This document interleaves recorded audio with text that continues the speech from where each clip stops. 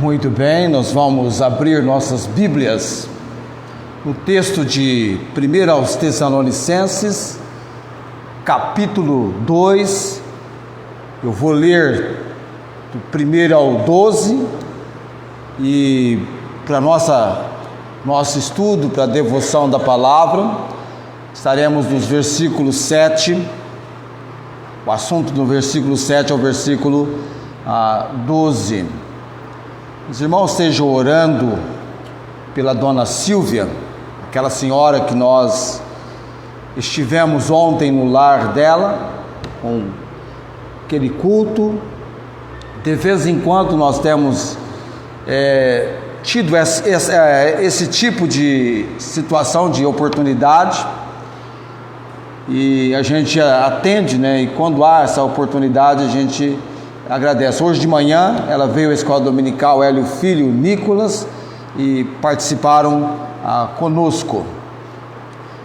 Vários na escola dominical estavam nesta manhã. Orem por ela, dona Silvia, a mãe dela, aquela senhora dona Edna, de 80 anos, que tem um problema do Alzheimer, traz um pouquinho de transtorno para dona Silvia cuidar dela.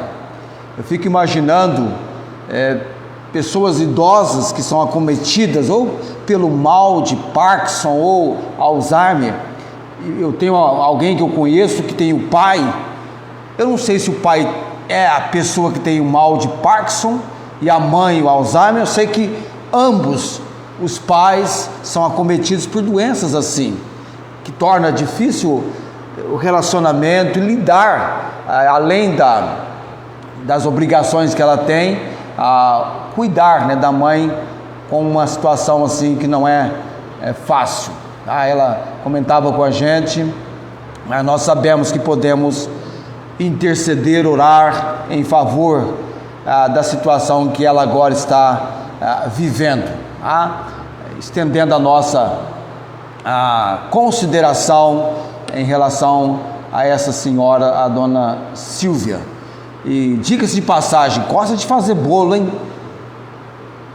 Bolinho gostoso ontem, tinha 2 tipos ali. Falei, nossa, a senhora acertou a mão, eu gosto demais de bolo, né? Já que tinha bolo em casa, né? Mas foi bom experimentar também aquele bolinho que ela, de maneira gentil, amável, assim fez para nos receber lá, tá? Sempre que houver alguém assim com a reunião, menciona. Eu lembro que eu tinha um grupo dos homens e a gente só reunia em lares. Então era quinta-feira que a gente fazia reunião, toda quinta. Cada quinta era num lar. Então tinha ali 12 homens mais ou menos, eram 12 casas. E eles tinham a preocupação, né? Sempre estavam fazendo alguma coisa para a gente degustar no final da reunião. Era bom o tempo de comunhão, reunindo nas casas. Lembrando que as igrejas de Cristo Jesus, elas começaram nas casas, não é? As casas. Lídia também teve a casa dela, mas Priscila e Áquila, a igreja estava na casa deles, e assim desenvolveu o seu trabalho. É claro que a igreja romana, por causa dos templos, com toda aquela pomposidade e exuberância da Grécia, né, tiveram a intenção, vamos fazer as nossas catedrais, as nossas igrejas assim, para que percebam, não é, o poder do nosso Deus. Não se limita a construções, está muito além de qualquer construção que pudesse se referir-se, ainda que pudesse, à grandeza do nosso Deus. Já chegaram lá no capítulo 2 da carta aos Tessalonicenses? Vamos naquele tempo nosso de agilidade, com exceção da irmã Cláudia, que já está bem numa forma ali que já traduz para nós que ela não pode ficar em pé, né? Ela pegou uma forma bem confortável, está fragilizada fisicamente, né? Ela esticou as pernas na outra cadeira e está prontinha para dessa maneira nos acompanhar hoje à noite. Mas os demais que podem colocar-se em pé, tentarei como sempre em 5 minutos, tá? Leitura e oração. Porque vós mesmos, irmãos, bem sabeis que a nossa entrada para convosco não foi vã, mas mesmo depois de termos antes padecido e sido agravados em Filipos, como sabeis, tornamo-nos ousados em nosso Deus, para vos falar o Evangelho de Deus com grande combate.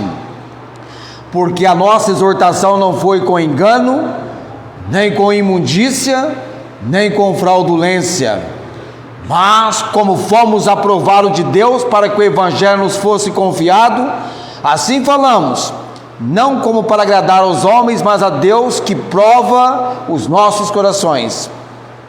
Porque bem sabeis, nunca usamos de palavras lisonjeiras ou bajulação, nem houve um pretexto de avareza ou cobiça. Deus é testemunha, e não buscamos glória dos homens, nem de vós, nem de outros, ainda que podíamos, como apóstolos de Cristo, ser-vos pesados. Antes fomos brandos entre vós, como a ama que cria seus filhos. Assim nós, sendo-vos tão afeiçoados, de boa vontade quiséramos comunicar-vos não somente o Evangelho de Deus, mas ainda as nossas próprias almas, porquanto nos éreis muito queridos. Porque bem vos lembrais, irmãos, do nosso trabalho e fadiga, pois trabalhando noite e dia, para não sermos pesados a nenhum de vós, vos pregamos o Evangelho de Deus. Vós e Deus sois testemunhas de quão santa, justa e irrepreensivelmente nos houvemos para convosco os que crestes. Assim como bem sabeis de que modo vos exortávamos e consolávamos a cada um de vós, como pai a seus filhos, para que vos conduzisse dignamente diante de Deus, ou dignamente para com Deus, que vos chama para o seu reino e glória. Amém? Deus abençoe a porção lida da sua palavra em cada coração nesse momento, hoje à noite. Vamos orar nesse momento. Graças te damos, Deus bendito. O Senhor é o Deus eternamente bendito, porque minha alma deve bendizer o Senhor, não esquecendo os benefícios do Senhor para com cada um de nós, comigo e com cada irmão, com cada pessoa nessa noite. Ó Deus, oramos pelo tempo do ensino da palavra do Senhor, nos dê a clareza que precisamos, fala conosco, ó Deus, seja o teu servo instrumento diante do Senhor nesta noite, para que a boa, perfeita e agradável vontade do Senhor seja conhecida por cada um de nós e desenvolvida na prática no nosso viver. Oramos pela direção e obra do Senhor sobre a mensagem com o nosso povo aqui e também com aqueles que, impossibilitados de estarem onde estamos, ainda assim podem receber a comunicação da palavra do Senhor. Orando também, ó Deus, pelos meus velhos conhecidos, por quem eu tenho intercedido perante o trono do Senhor, o Antônio André Kovacevic Filho e o Jefferson Joel de Carvalho Júnior, orando pela obra do Senhor de convicção da palavra com estes corações nessa noite. Oramos no nome de Jesus. Amém. Assentai-vos.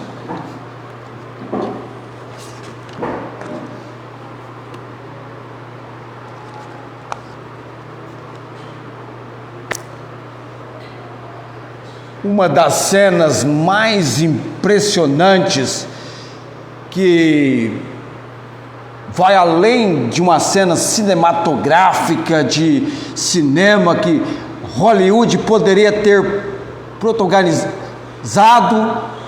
ocorreu quando alguém prestou socorro a um cisne que estava com o bico ferido, e na plumagem havia sangue.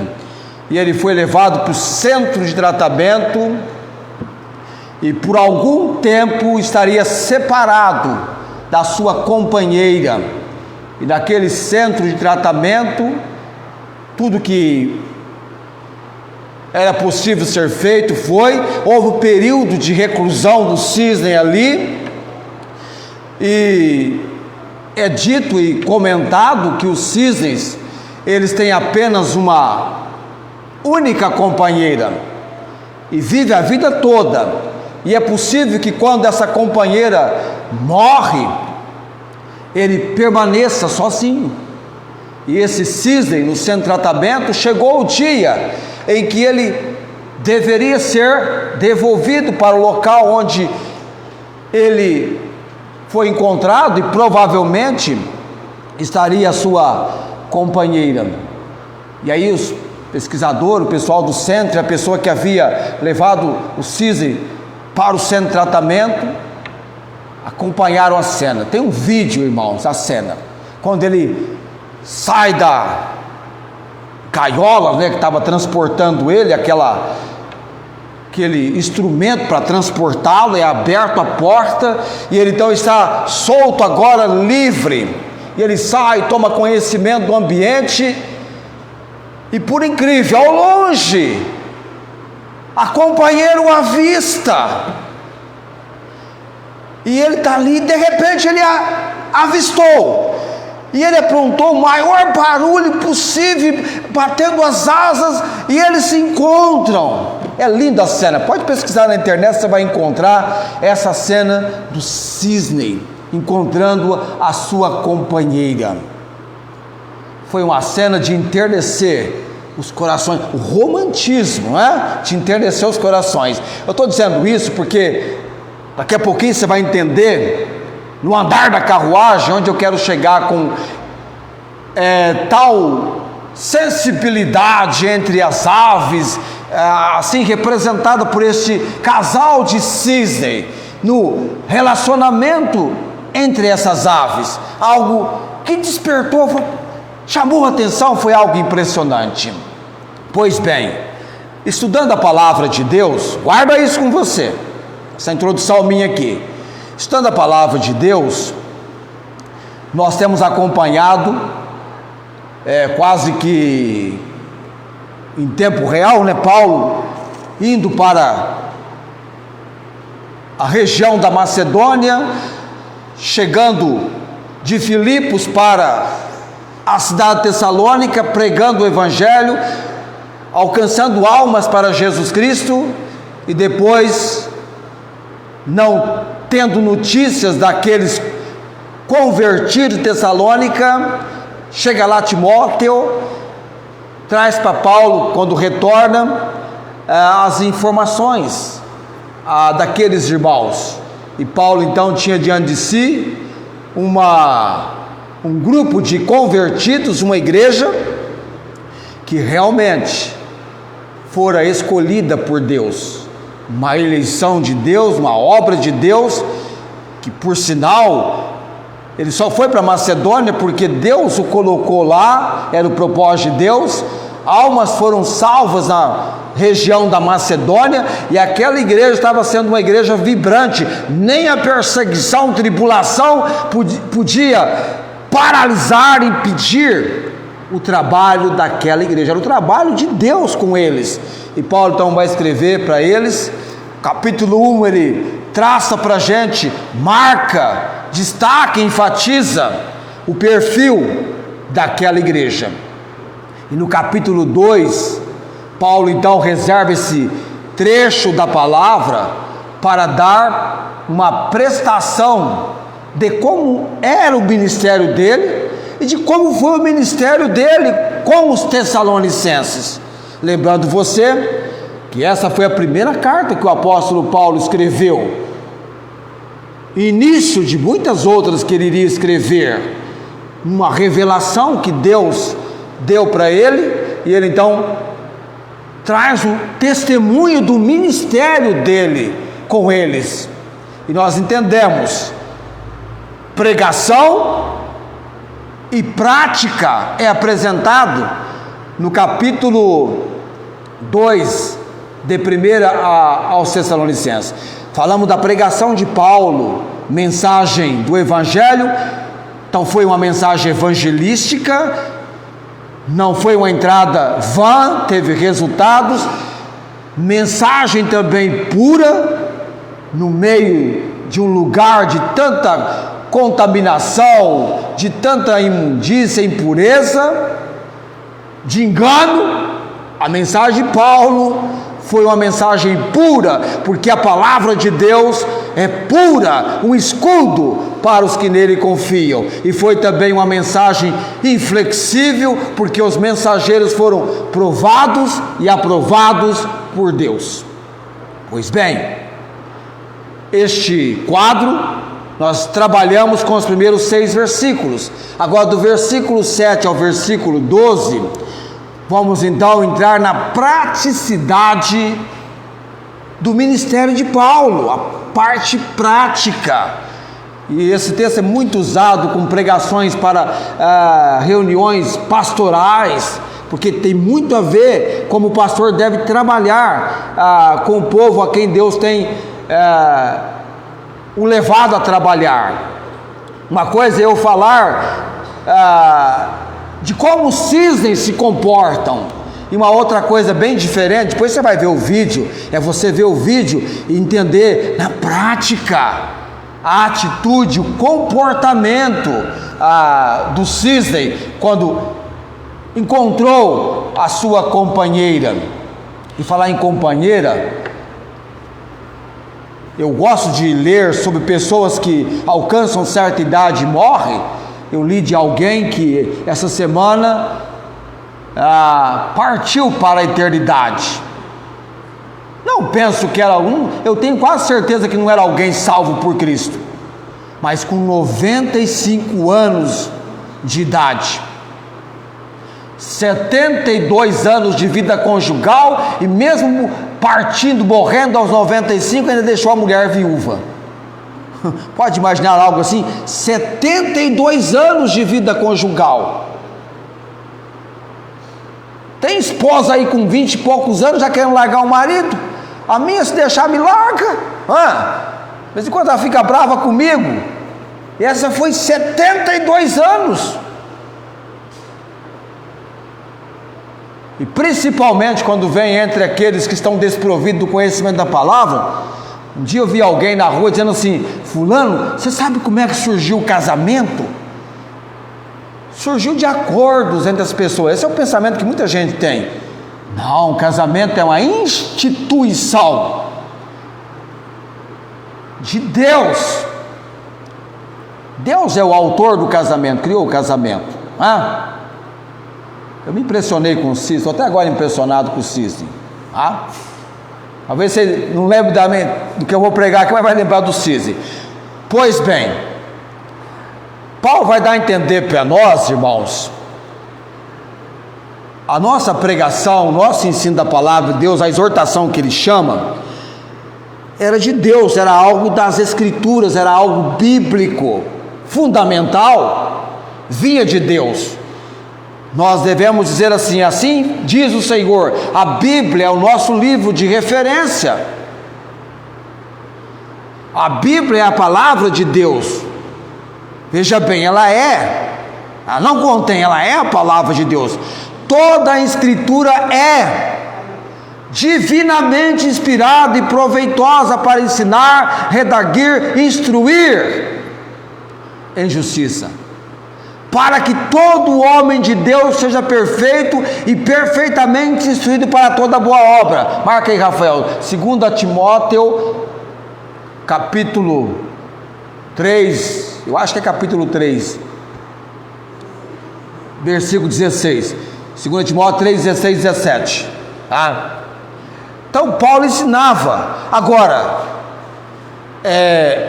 ensinar as Escrituras, fundamento sólido. Só que o instrumento que faz uso da palavra para a pregação, no caso o apóstolo, ou os pregadores, ou os servos do Senhor, requer que nós tenhamos uma vida piedosa e repleta do Espírito, que vai envolver a atitude.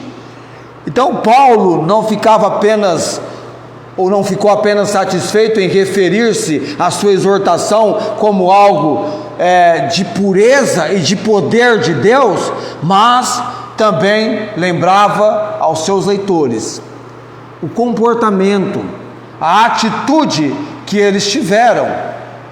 Eles, Paulo, Silas e Timóteo, o grupo teve, a atitude que o grupo teve com aqueles convertidos de Tessalônica. O versículo 7 vai dizer: antes fomos brandos entre vós. Uma outra palavra para brandura. Antes fomos ternos, ternura, afáveis, como a ama que cria seus filhos. De um lado, o que fazemos, e de outro lado, o que falamos.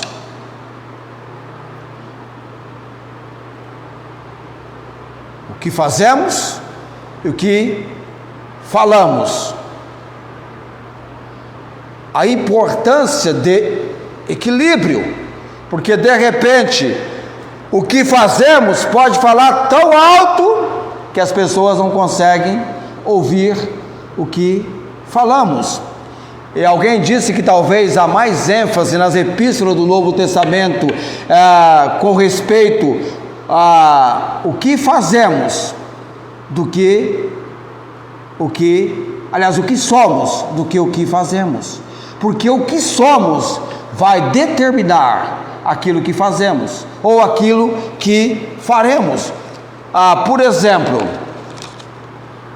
uma pessoa que é prudente, ela vai agir com prudência. Uma pessoa que é correta, ela vai agir com correção. Uma pessoa que é justa, ela vai agir com justiça. Então percebe, o que nós somos vai determinar o que nós fazemos ou o que nós faremos.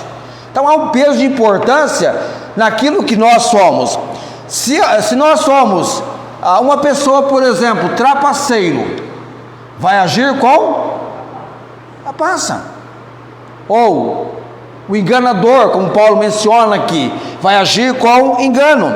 Uma pessoa dedicada vai agir com dedicação. Uma pessoa obediente vai agir com obediência. Uma pessoa verdadeira vai agir com verdade. Uma pessoa paciente vai agir com paciência. Uma pessoa persistente vai agir com persistência. Uma pessoa corajosa vai agir com coragem. Eu tenho um conhecido lá em Alberto Moreira, que eu conheço, são 3 irmãos. O pai deles, João Geraldo, já falecido, teve um filho, José Geraldo. Teve outro filho, Geraldo Bento. E aí em dado momento é Geraldo para lá, Geraldo para cá, é muito Geraldo. Eu falei, mas para aí um pouquinho. Você é Geraldo? Não, José Geraldo. Bento Geraldo, tá. O Bento Geraldo, se você conhecê-lo, ele vai lembrar uma pessoa do cinema, muito conhecida das pessoas hoje em dia, já falecida há muito tempo. Aquele comediante do cinema, que no passado lotava a sala de cinema, na época que a televisão estava ainda em poucas residências. Então ir ao cinema era a atração mais empolgante. Vai lembrar disso, não é? Quantas pessoas iam no passado ver comédia no cinema? Mazzaropi, não é? Eu mesmo fui uma única vez, ainda deu para pegar a época do cinema assim. Ele parece muito o Mazzaropi, e é engraçado. Então eu estava contando para nós, ele já matou muitas sucuris. Onde ele mora, isso é meio normal para ele, não? E aí, numa das situações, ele disse para alguém assim, ó, alguém falou, tem uma sucuri em tal lugar. Aí ele falou que, não, essa sucuri eu mato só no facão. Eles usam muito espingarda em lugar assim, né? E alguém então o desafiou. Te dou o meu salário se você fizer isso. Aí eles foram lá, e ele foi lá. Ele é corajoso. Pelo menos eu o interpreto assim. Aí chegou lá no local, cadê a sucuri que tinha levado acho que ela tinha encostado numa cerca elétrica, já não estava lá mais a sucuri. Ele saiu procurando a sucuri. Abriu o mato e de repente, lá na frente ele viu a sucuri. Ele contando isso pra gente, estou só passando o que ele falou. A sucuri virou para ele e até salivou os lábios, não é? Quando ela o viu, e veio aproximando dele. E ele então começou a narrar para o pessoal que estava do outro lado. O pessoal afastou, né? Tinha uma turma do outro lado. Foi um cortejo para lá, para presenciar o feito. Ele falou, gente, a sucuri está vindo na minha direção. E alguém diz assim para ele, sai daí, homem, você vai morrer. E aí diz que quando ela aproximou, ele deu o golpe, mas ao mesmo tempo o facão ficou preso no chão, e a sucuri meia zonza e começou a enrolar, e ele então, muito engraçado, já está aqui para me pegar e tal, me pegou, quem vem aqui me ajudar? Tem alguém que vai vir me ajudar? Não há de crer que alguém falou, eu vou, uma única pessoa, pulou do outro lado, estava pronto a morrer por ele. Gente, que feito, hein? Chegou lá perto, não era nada daquilo que ele estava falando, falou, não, é só para arrastar a cobra e tirar daqui. E aí a pessoa o ajudou. Eu fiquei olhando aquilo ali, gente, para mim esse é corajoso, hein? Eu não tenho essa coragem de jeito nenhum. Tá certo, ele vive no local, desenvolveu a coragem em relação a isso, mas talvez nós tenhamos a coragem, que talvez ele não tenha, de entregar nossas vidas em favor do Senhor Jesus, não é? Talvez ele tenha coragem para enfrentar uma sucuri, mas não tenha coragem de se expor ao perigo por causa do Salvador, o Senhor Jesus Cristo. E Paulo era alguém corajoso. Paulo é quem na Bíblia nos faz entender que não há perigo de morte, de vida, não há risco de vida. De vez em quando as pessoas falam assim, fulano está correndo risco de vida. Não, está correndo risco de morte. Não existe risco em viver, pelo contrário. Então Paulo fala assim, perigo de morte, perigo este, ele menciona uma lista de perigos, mas ele estava pronto a enfrentar todos os perigos, porque nele havia um comprometimento, um compromisso com aquilo que era o propósito, o plano de Deus para a vida dele. Era exatamente aquilo. Deus é sempre muito, Jesus Cristo, muito real e verdadeiro. Jesus Cristo até usava a expressão, na verdade, com toda a verdade. Já sobre Paulo estava o desígnio, o propósito, a vontade de Deus, como é para cada pessoa. A gente estava pensando, falei, Senhor Deus, cada pessoa, num certo sentido, é única. Nem irmãos trigêmeos, como eu já vi vídeo aí dos trigêmeos, que são tremendamente idênticos, eles são únicos. Pega a impressão digital deles, do número 1 é dele. Eu tenho aliás uma conhecida, que depois do segundo filho resolveu ir para o terceiro, sabe aquele pensamento assim, vamos para o terceiro e fecha-se a fábrica.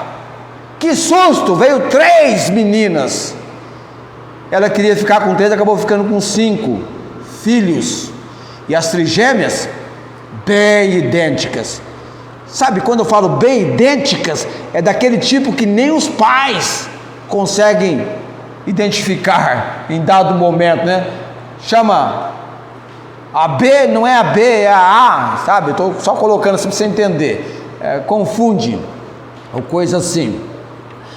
Mas Paulo o que ele era, determinou o que ele fazia.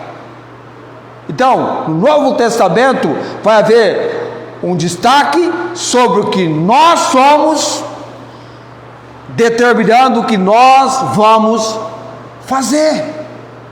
E as pessoas vão perceber isso entre o que nós falamos e o que nós praticamos. Por isso que Paulo vai colocar praticidade.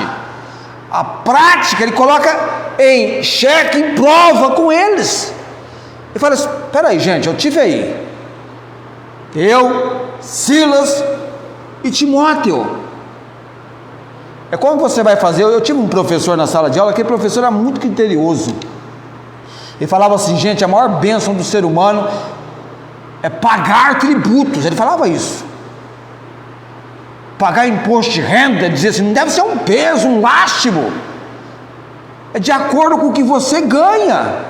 Então, se você está pagando, é porque você atingiu o quadro daqueles que têm que pagar. E ele, então, sempre agindo com bastante transparência com a sala de aula. Eu lembro até quando ele falava assim: olha, gente, o assunto morre aqui. Quando ele falava assim, não era para ninguém, além da sala de aula, comentar qualquer coisa. Gente, morre aqui. É entre nós, né? Ele falava entre nós, uma coisa à parte. E era um professor que o lema dele era dar nota 10. Nunca vi gostar. Eu até achei que no final do ano todo mundo viria com 10. Aí foi uma surpresa no último dia, quando ele revelou as médias. Tinha muito a ver com frequência, com atividades.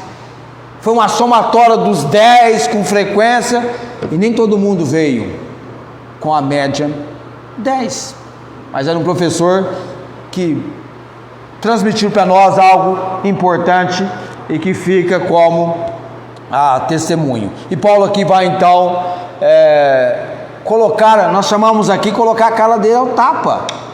Ele vai conversar com eles, trazendo na carta os princípios dessa praticidade. Como é que foi essa praticidade, o lado prático do ministério dele? Na prática. Então, Paulo, ele sempre foi uma pessoa que se envolvia com outras pessoas. Consequentemente, fazia amizade com muita facilidade. Esses dias eu fui a uma reunião de casais. Sempre quando sou convidado para alguma reunião, eu vou. E até o pessoal sempre fala: não, pastor, vai, é importante. Aí levamos a Esther. Foi a primeira reunião de casais que a Esther participou, e o único casal lá sem filhos ainda, né? O pessoal falou: por enquanto, né, sem filhos.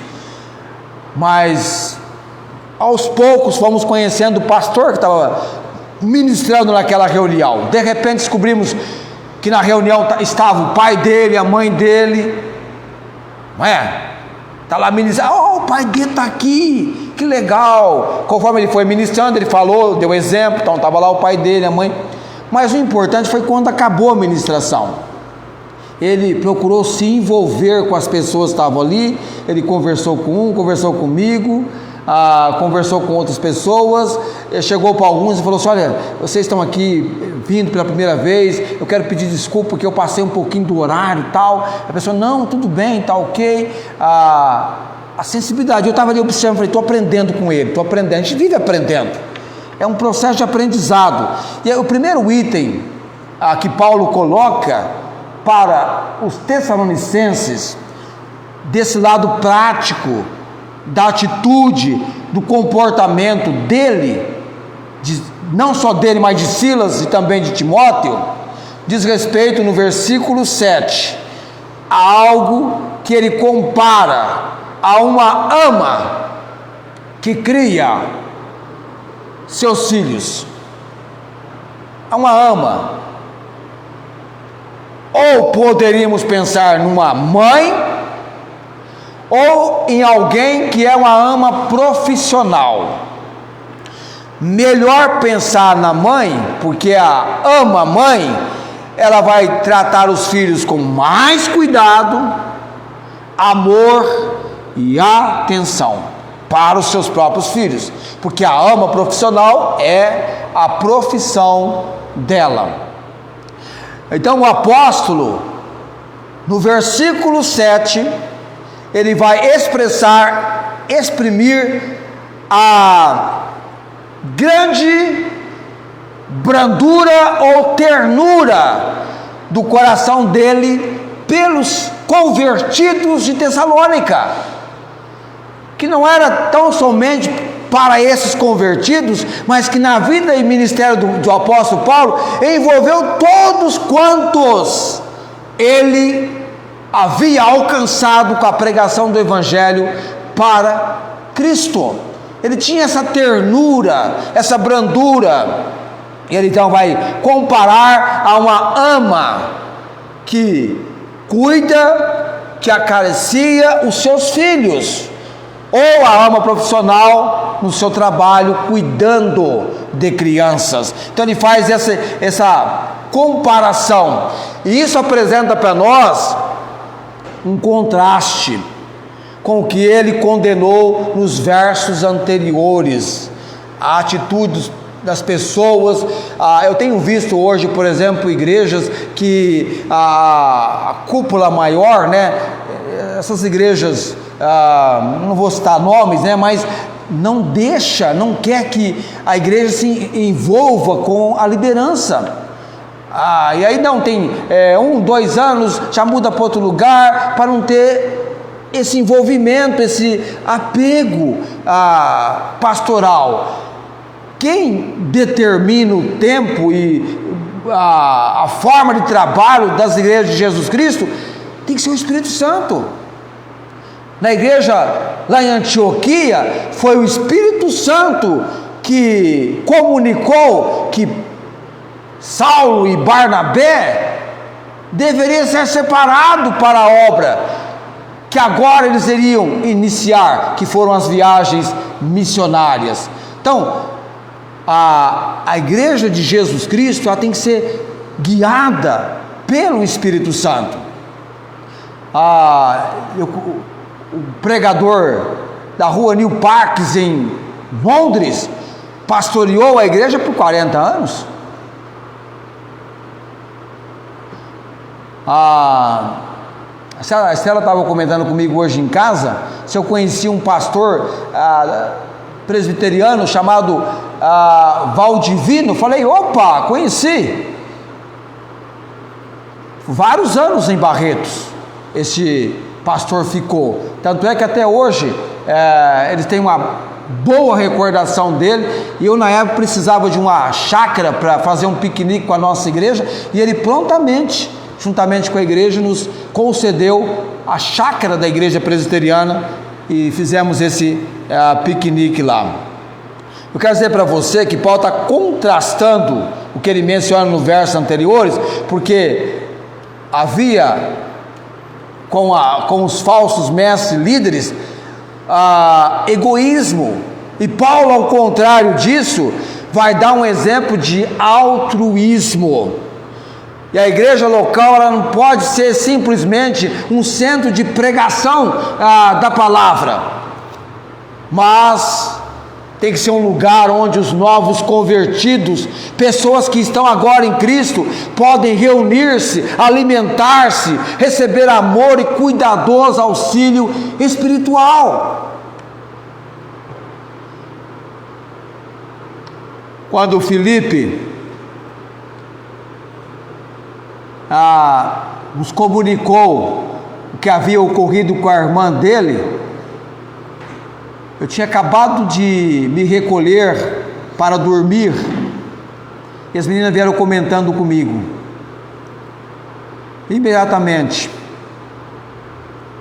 não era apenas o problema dele, mas nos envolvia. Ligamos, conversamos, e quando ele ligou que a irmã dele tinha chegado a óbito, era claro, vamos lá na casa. Não encontramos o Felipe lá, mas a avó dele estava lá. Conversamos, oramos. Isso já passava de 1h30 da manhã, quase 2 horas da manhã. Eu tinha que levantar às 6 da manhã. Eu não estava preocupado que tinha que levantar às 6, não. Estava agora a serviço de estender a nossa cordialidade. Era um caso que exigia isso. E aí, depois retornamos. Eu dormi, acordei às 6, fui para o trabalho. E aí marquei sair na hora do almoço para ir ao velório. E senti que o Felipe queria que eu estivesse lá para o culto. Mas Deus, que é tão maravilhoso, já de manhã no nosso trabalho, já Deus mexeu no ambiente todo, estava diferente, estava calmo. E aí eu falei, Felipe, acho que vai dar certo de eu vir para o velório. Falei, Célia, pega minha Bíblia em casa. E aí eu voltei para o serviço e falei para a liderança, vou precisar sair tal hora, tá ok, tudo bem. Não é sempre que a gente faz isso. Me liberou, e eu lá trabalhando já comecei a preparar a mensagem, mesmo sem Bíblia, comecei a preparar a mensagem para pregar, e saí no horário, e aí contando, eu falei, a Célia trouxe a minha Bíblia, né? Eu falei, vou pegar a Bíblia na mão, e é gostoso quando você está com a Bíblia na mão, né? Vai pregar a palavra de Deus.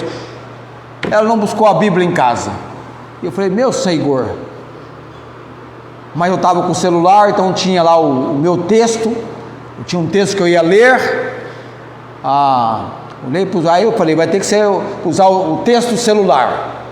Aí usei o texto do celular, aí e pregamos de maneira que trouxesse do Senhor Deus o conforto no momento bastante difícil que é uma reunião fúnebre, e ainda mais nas circunstâncias em que havia ocorrido. Só mesmo Deus para confortar, mas eu tenho certeza que cada pessoa ali dos irmãos, até o senhor que cantou,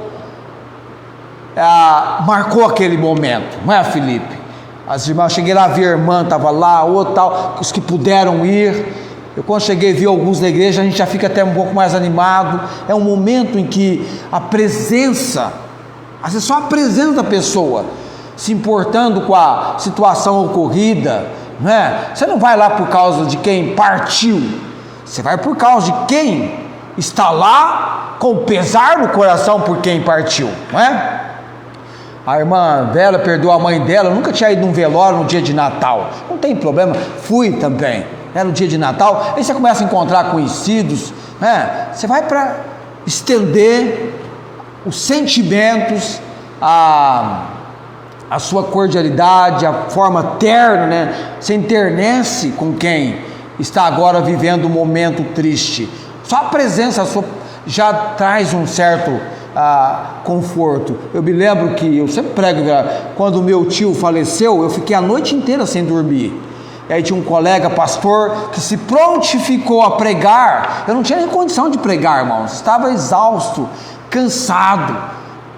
Eu recebi a notícia meia-noite, e aí por todo aquele dia, era o dia do meu aniversário também. O que eu já tinha ouvido de meus pêsames e meus parabéns, algo incrível, não é? O dia do meu aniversário. E anos depois também, né, a minha tia, a esposa desse meu tio, falece no dia do aniversário da filha. Uma coisa assim, impressionante, né? Mas como é importante quando nós podemos contar, né, com apoio, com a brandura, com a forma terna que as pessoas podem nos atender. E Paulo está comparando, ele vai comparar com a ama. Imagina uma mãe, vamos pensar numa mãe que verdadeiramente cuida dos seus filhos. A minha mãe, hoje, né, a gente lembra, coitado da minha mãe, quando a gente era garoto, não é? Ela tinha que, de horas em horas, tá dando uma observada onde os filhos estavam. Às vezes num pé de manga, o quintal era grande, dava para desaparecer entre as árvores. Pé de manga aqui, abacaxi, cana, tangerina, laranja lima, uma cisterna em atividade e uma seca. E um dia, procurando pelos filhos, onde é que estava dos filhos a terceira filha? No buraco, havia caído na cisterna seca.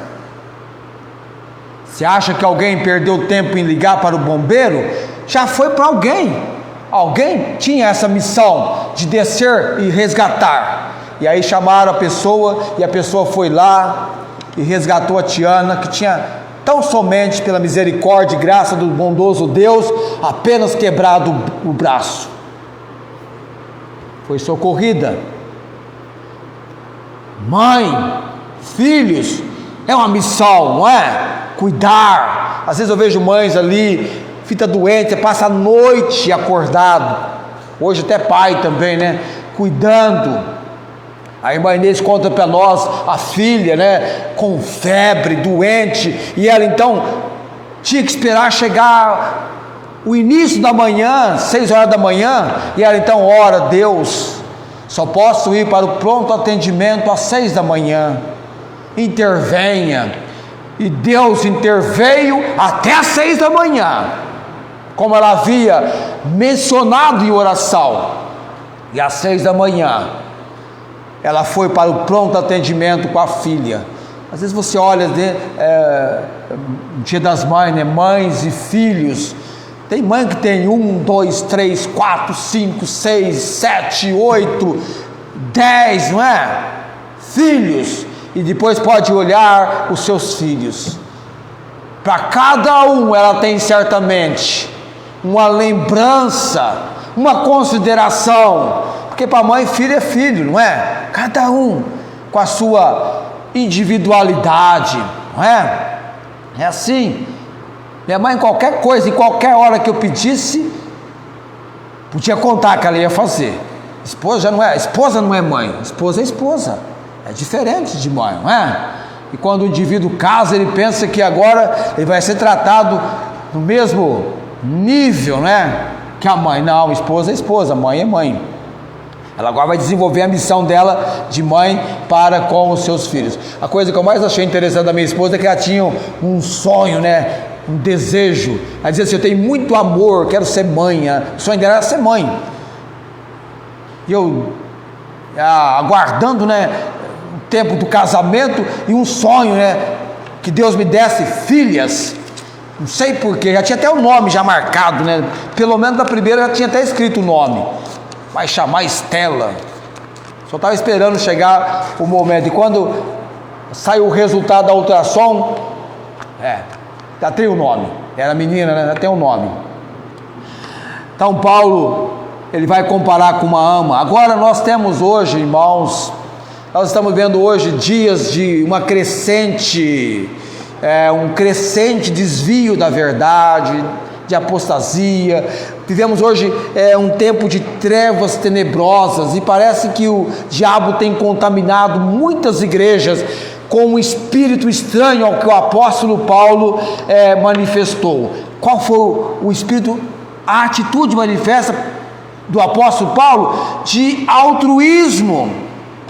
Então, os pastores, líderes, a liderança, precisam estar cheios do espírito altruísta encontrado nos apóstolos, que não se ressentiam com as exigências do seu tempo, mas estavam dispostos. Olha que Paulo vai dizer aqui no versículo 8, que ele estava disposto não somente comunicar para os tessalonicenses o evangelho de Deus, mas ainda nossas próprias almas, porquanto nos eres muito queridos. Estava pronto a sacrificar o que fosse possível, a vida deles, em favor daqueles convertidos de Tessalônica. Em retribuição, as congregações, as igrejas, através da obra do Espírito Santo, através do ministério do Espírito Santo, tornar-se-ão muito amadas por eles. Paulo menciona na carta aos Coríntios, a igreja de Corinto, que chamava a atenção dele o cuidado por cada igreja, por cada pessoa. Ele fazia questão de ter nomes, ele era bom de memória. Admiro ele nas saudações. muitos dariam uma saudação geral para não esquecer ninguém. Ele menciona nomes, tem nomes. E ele talvez seja o escritor mais pessoal, muito pessoal, nos escritos dele, na vida dele. Você conhece muito do apóstolo Paulo através das cartas. Eu não vi Pedro escrevendo dessa ternura como Paulo coloca. Ele abre realmente o coração dele. O amor produz amor. Mas eu já mencionei aqui que o grande segredo do apóstolo Paulo é que ele amava, sem esperar ser amado por eles, ainda que não fosse. Mas ele queria desenvolver um amor real. O interesse dele é o interesse de Cristo pela obra. Ele via cada pessoa como alguém muito importante no propósito e no plano de Deus na vida cristã. Como eu devo ver aqui cada pessoa. Nós conhecemos ontem a dona Silvia. Será que é mero acaso? Coincidência?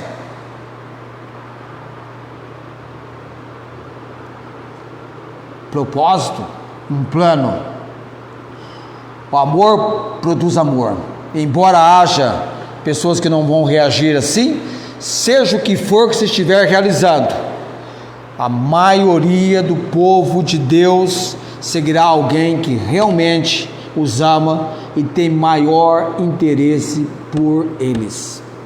Eu já ouvi de liderança falar assim: gente, a gente tem que começar uma igreja num lugar de pessoas abastadas, porque se a gente começar a igreja num lugar de pessoas simples, nós vamos ter que contribuir, vamos ter que dar assistência social, fazer isso, fazer aquilo, e nós estamos interessados em que recebamos. Então estão de olho em fazer daquela igreja uma empresa com lucros, entrando muito dinheiro. Já tem igreja hoje chamada Igreja dos Ricos. Ribeirão tem uma, acho que tem uma em Ribeirão Preto, frequentada pelas pessoas mais abastadas da cidade. Então, se tem alguém lá interessado pelo evangelho, olha, vá na igreja ali tal, porque é a igreja das pessoas abastadas. Será que foi assim que a igreja de Jesus Cristo começou? Com segregação? Com separação?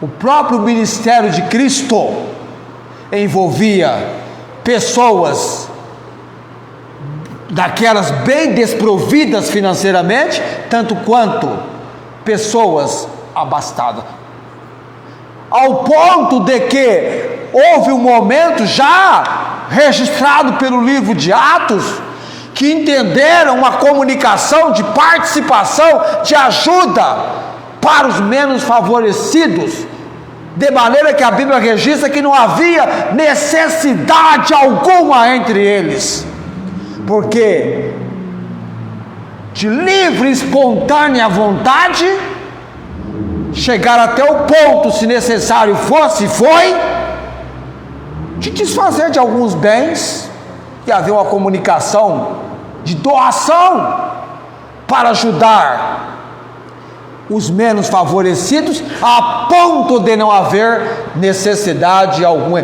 Não é isso que tentam trazer com a ideia de comunismo. Não, isso não é comunismo não, irmãos. Isso é comunhão da igreja local entre eles. Não foi alguma coisa abraçada pelo Estado, não, era uma comunidade de irmãos. E qualquer comunidade que se unir vindo ao conhecimento de Cristo e recebendo como Senhor e Salvador, já de imediato, por causa do Evangelho, a condição social já recebe um impacto de mudança. Amém? Não é verdade? Assim foi a Índia anos atrás. Quando o Guilherme lá chegou pregando o Evangelho, entendeu que precisava abrir escolas para que o pessoal aprendesse a ler e desenvolvesse assim e foi usado por Deus. E lutou também pelas causas sociais daquele país que levavam à morte os leprosos. E ele lutou para que aquela lei que determinava que os leprosos fossem mortos fosse banida. E quando ela foi, ele ausentou-se de um culto para traduzir o decreto da lei, para que nenhum leproso sofresse tal infortúnio.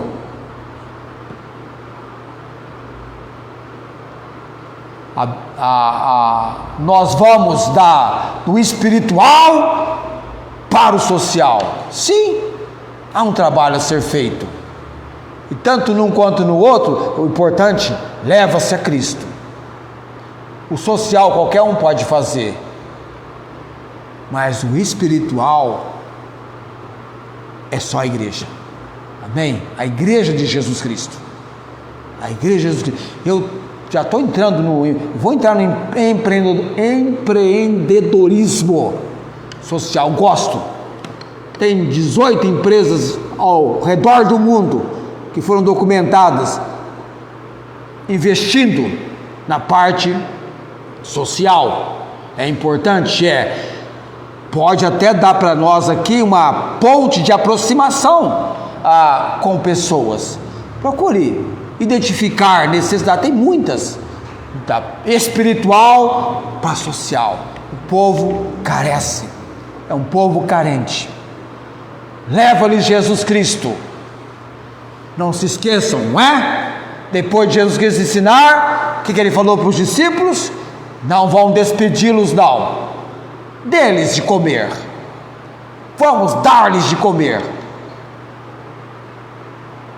Mas, Senhor, já vem alguém da matemática, né? Tem sempre um administrador de empresa no meio dos discípulos. 200 dinheiro não dão.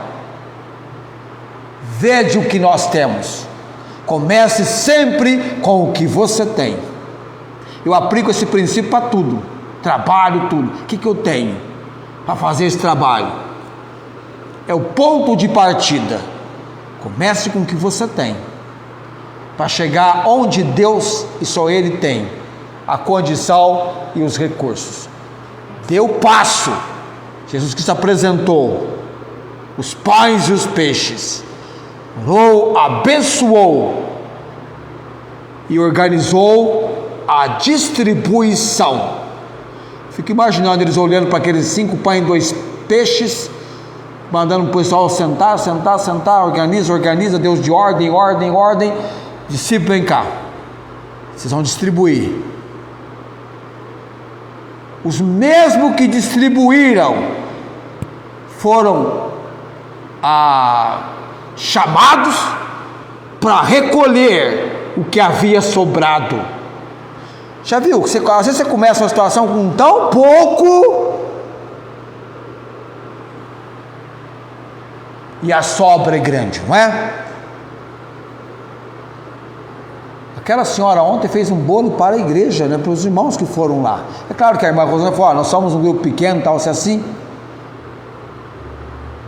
Mas com fartura. Eu não sei quantos pedacinhos você comeu, mas sobrou bastante. E alguém ainda brincou com ela hoje de manhã, né? Oh, aquele bolinho seu, né? Deus, a dispensa de Deus é grande, amém? Eu falei dispensa, porque no passado as casas tinham um compartimento, um cômodo chamado dispensa. Se o produto acabasse na dispensa, você pegava o pescoço de alguém, não é? A dispensa era o lugar em que fazia-se o abastecimento.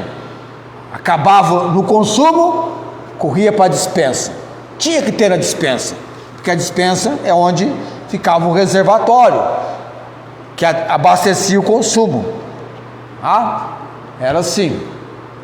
Ok, vamos colocar em pé. A semana que vem nós vamos falar de mais aspectos da praticidade do ministério de Paulo. Vamos ver, acho que a semana que vem dá para concluir, eu espero. Acho que sim, não sei. Falamos o primeiro hoje.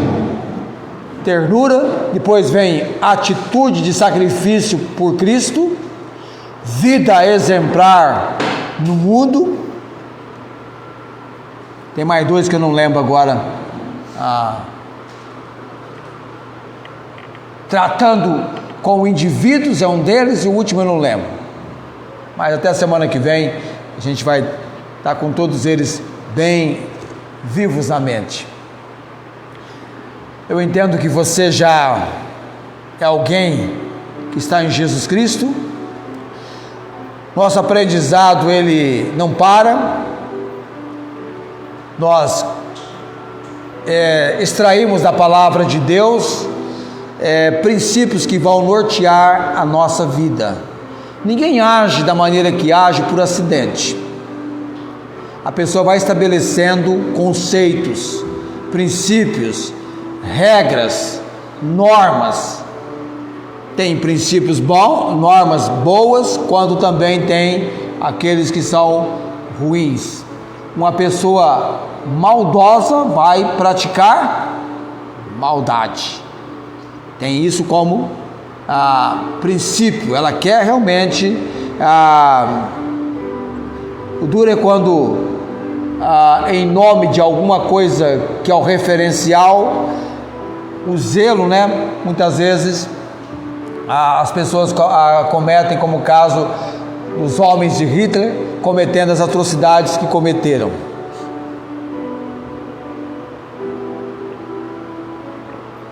Vamos orar nesse momento. Graças te damos, Senhor Deus, pela autoridade, pelo poder da palavra do Senhor. Continue nos instruindo, nos ensinando. Derrama a tua graça, ó Deus, sobre este ministério, sobre esta igreja. Nos dê sempre o entendimento que precisamos da palavra, para que a palavra seja uma mensagem que o Espírito Santo vai trabalhar a compreensão nos nossos corações, nas nossas vidas, que vai trazer ânimo, alegria, que vai ainda mais estimular a nossa dedicação, o nosso compromisso, o nosso ânimo em servir o Senhor. Nos anime, ó Deus, nos dê a alegria do Senhor, que possamos nos regozijarmos no Senhor. Obrigado, Pai, pelo cuidado, proteção. Oramos, Pai, também, ainda continuando em oração perante o Senhor, pela dona Silvia, o seu filho Nicolas, e também, ó Deus, o filho, não lembro o nome do outro filho que ela tem, mas o Senhor conhece, para que possamos alcançar essa família numa entrega de vida perante o Senhor, num compromisso, experimentando a alegria que vem do Senhor. A dona Edna, Deus, põe a tua mão poderosa sobre ela, para que aquela senhora receba a paz, o refrigério do Senhor, ainda que ela sofre de Alzheimer. Acima da doença está o Deus Todo-Poderoso. Que a dona Silvia tenha, Pai, o descanso que ela necessita, o refrigério que ela precisa, vindo do Senhor. Que ela possa ter a sensibilidade que estamos orando por ela, que estamos clamando ao Senhor em favor da sua vida. Pai de todo poder e autoridade, oramos nesse momento agradecidos, no nome de Jesus. Amém. O Senhor te abençoe e te guarde. O Senhor faça resplandecer o seu rosto sobre ti e tenha misericórdia de ti. O Senhor sobre ti levante o seu rosto e te dê a paz. Amém.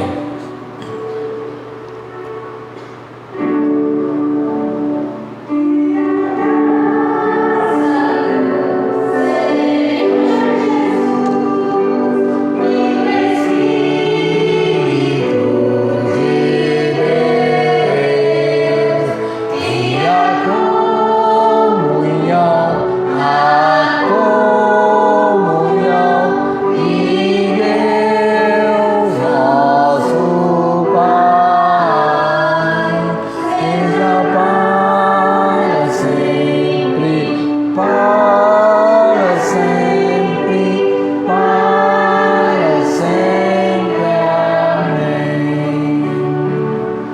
Amém. Tenham todos uma ótima semana.